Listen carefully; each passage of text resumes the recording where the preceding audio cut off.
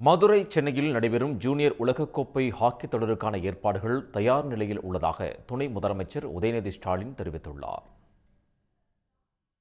சென்னை மற்றும் மதுரையில் 14வது ஜூனியர் உலகக்கோப்பை ஹாக்கி திருவிழா வரும் 28ஆம் தேதி முதல் டிசம்பர் 10ஆம் தேதி வரை களைகட்ட உள்ளது. 24 சர்வதேச அணிகள் பங்கேற்கும் இந்த தொடரில் பங்கேற்க Germany, Japan, Canada, Russia, Argentina வீரர்கள் தமிழ்நாடு வந்துள்ளனர். இதற்காக மதுரையில் சர்வதேச தரத்திலான ஹாக்கி மைதானத்தை துணை முதலமைச்சர் உதயநிதி அண்மையில் திறந்து வைத்தார். இந்த நிலையில் உலகக்கோப்பையில் பங்கேற்க இங்கிலாந்து, நெதர்லாந்து, தென்னாப்பிரிக்கா, நமீபியா உள்ளிட்ட அணிகளின் ஹாக்கி வீரர்கள் சென்னையிலிருந்து விமானம் மூலம் மதுரை சென்றனர். அவர்களுக்கு தமிழ்நாடு பாரம்பரிய முறையில் உற்சாக வரவேற்பு அளிக்கப்பட்டது. அப்போது பறை இசைக்கு ஏற்ப வீரர்களும் நடனமாடி உற்சாகமடைந்தனர்.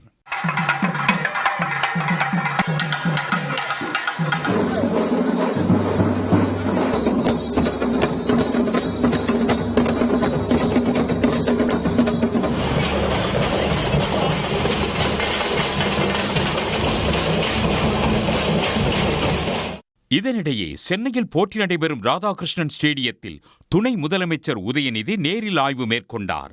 அப்போது ஏற்பாடுகள் குறித்த அதிகாரிகள் விளக்கம் அளித்தனர். தொடர்ந்து செய்தியாளர்களிடம் பேசிய அவர், ஹாக்கி உலக கோப்பைக்கான அனைத்து ஏற்பாடுகளும் தயார் நிலையில் உள்ளதாக தெரிவித்தார்.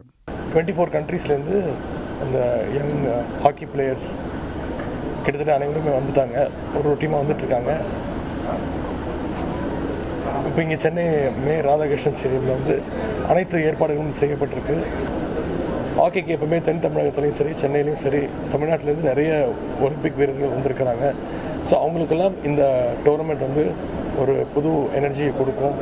மதுரை, சென்னையில் நடைபெறும் ஜூனியர் உலகக்கோப்பை ஹாக்கி தொடரை ரசிகர்கள் கட்டணமின்றி பார்வையிடலாம் என அறிவிக்கப்பட்டுள்ளது. ஒருவர் அதிகபட்சமாக 4 நாட்களை ஆன்லைன் மூலம் பெறலாம் என்றும் விளையாட்டு மேம்பாட்டுத்துறையின் செயலாளர் அதுல்யா மிஸ்ரா தெரிவித்துள்ளார். ஸோ நாங்கள் ஃபேன் ஜோனும் ரெடி பண்ணிருக்கோம்.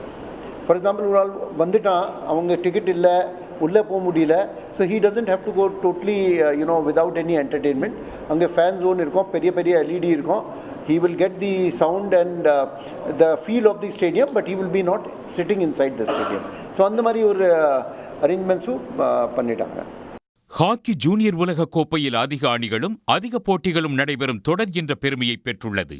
அனைத்து அணி வீரர்களும் தமிழ்நாடு வந்துள்ள நிலையில் பயிற்சி ஆட்டங்களும் தொடங்கியுள்ளதால் தொடர் மீது பெரும் எதிர்பார்ப்பு எழுந்துள்ளது. உடனுக்குடன் செய்திகளை தெரிந்து கொள்ள சன் நியூஸ் பெல் ஐகானை கிளிக் பண்ணுங்க.